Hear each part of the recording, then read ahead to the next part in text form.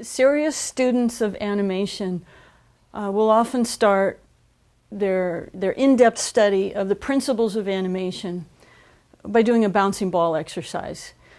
And it may seem simple at first, but there's actually a lot of sophistication and things to think about when you're doing the bouncing ball. That's why it's so important. And people can do the bouncing ball over and over and over again, really for years, for their entire career, and examining and exploring and learning new things. What I've set up here is a path of action with a ball moving on it. And we're going to, in about 5 minutes, move through some of these principles, including this idea of an arc. And what is an arc? It's basically a segment of a circle, all right? So here's an arc that this ball is going to move on. We've got specific poses or keyframes where we can add in-betweens. So previously when we did that morphing exercise, we were working straight ahead, doing one drawing and the next drawing and the next drawing, seeing where it went. Now we're doing a little bit of planning, and we're saying we're going to start here, it's going to land here, it's going to go as high as this.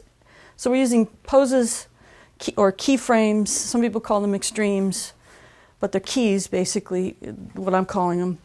And in-betweens, I'm using squash and stretch in the animation I'm going to do, so I've planned out a compression when this object lands on this surface, and an extension or a stretch when it's accelerating up.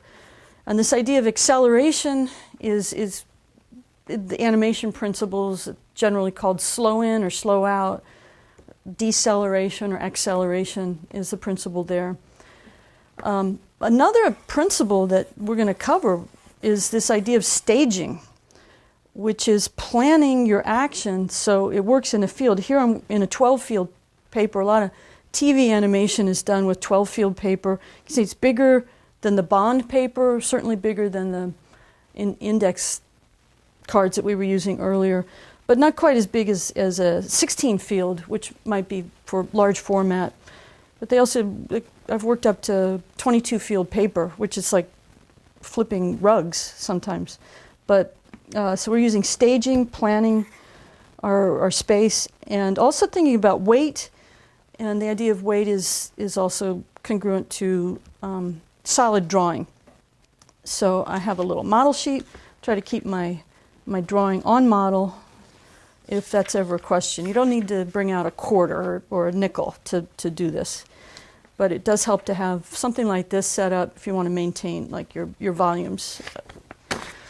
All right, so to think a little bit further, I've got a key drawing here, and I have copied that onto a sheet of paper as my beginning, called it a key. I'm going to track this on this first path of action, this first arc, to this contact, which is my second key. All right, and you see I've actually got the path of action in here lightly. You can use your kneaded eraser. And this object is squashing because when it hit the ground, it impacts so hard. It goes poof, right out like that. And there's where it's hitting the ground. It's not pancaking down, flat like that on the ground. You can experiment with that, but that'll take the life out of it. If you want it to bounce back up, you want to have a little bit of energy still in there, just compression there. So I've got my two drawings, two keyframes planned out. And I'm going to make a drawing which is the breakdown. If eventually you will start using timing charts, we'll put a key here. I'm not going to number these for now. We'll put a key here. I'm going to ask for a drawing in between those two. And so I'm putting this drawing right here. I'm actually favoring the first key a little bit. So this will be up here, favoring that one a little bit. And I've made this drawing right there. And I'm calling it a breakdown, which means it's the first in-between that you do. It's an important in-between. It's a breakdown, okay? And I don't know if you can see this, but it's starting ever so slightly to stretch out. Can you see that? It's not perfectly round. It's stretched like this a little bit. Up on this side here, I'm going to put in 2 more in-betweens. I'm going to put one halfway between these two, and then another one halfway between those two. So I'll get out a drawing that I have roughed in. And here are it's my beginning action. I'm going to put the end squash aside for now. I'm going to take my first key, I'm going to take my breakdown, and I'm going to add an in-between between those 2 drawings. Very lightly I've put the arc in there, traced that off of the very first planning drawing, and I'm going to look for that arc, and I'm also going to look for the outside of those 2 things. Now, I'm drawing lightly with this red pencil. You could be using blue, but in order to maintain the volumes, you want to do some sketching on your paper. You can erase them later, but it's thinking out loud with a pencil. So I've made my in-between here. I'm just going to call it an in-between because it's in between those 2. And then I'm going to do one more in-between. But it's going to be halfway between these 2 here, same way. I could use a light box, but I can actually see through this paper well enough. And I'm flipping as I go so I can see where these, here's a line, can plan it out. The line is halfway between those 2. Here's a line, there's a line, halfway between those 2. Like looking at that arc there, the middle of it, everything's fitting in there just where I want it, where I think it would be believable.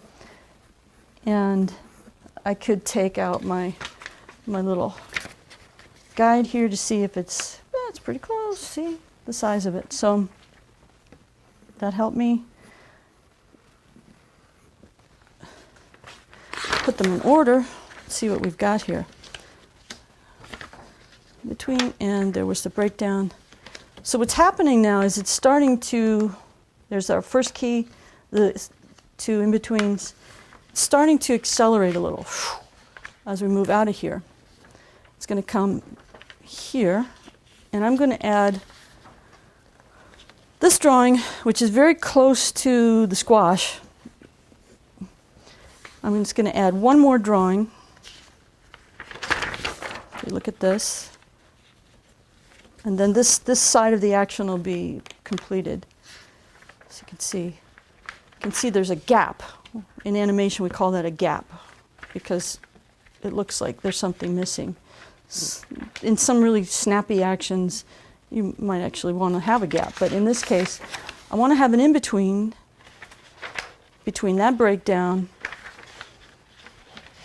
that frame where it almost contacts the ground but not quite, and this keyframe, which is our squash frame. I'm going to add a drawing here. And so I roughed it in lightly in red. And you can see it's not going to be as extended as this one. It's not going to be as stretched out. It's going to be halfway between those 2.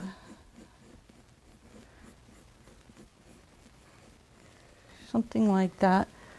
With your kneaded eraser, you can rub it down a little, clean it up a little.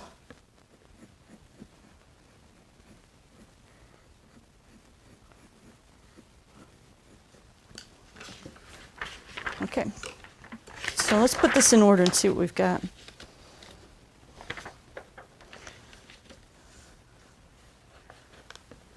We got a key. This is the beginning of the bouncing ball. And what I'm going to do is roll it in order to look at your drawings. That helps a lot. key. Use your pinky finger. Use all the fingers you have. You can see there's a sheet of paper. This is your first key, and these are all your drawings in order. One sheet of paper between each of your fingers, and then you roll them until you get to the end. And I always said if animators were genetically engineered, they'd have 6 fingers on their hand that they roll with, maybe 8. All right. What you can do is you can put 2 between each finger, and you can get into sort of the larger picture too, like that. But that is the beginning of the bouncing ball exercise. You've got the rest of the keys set up. And if you'd like to complete a bouncing ball exercise, I would suggest starting with something simple like this.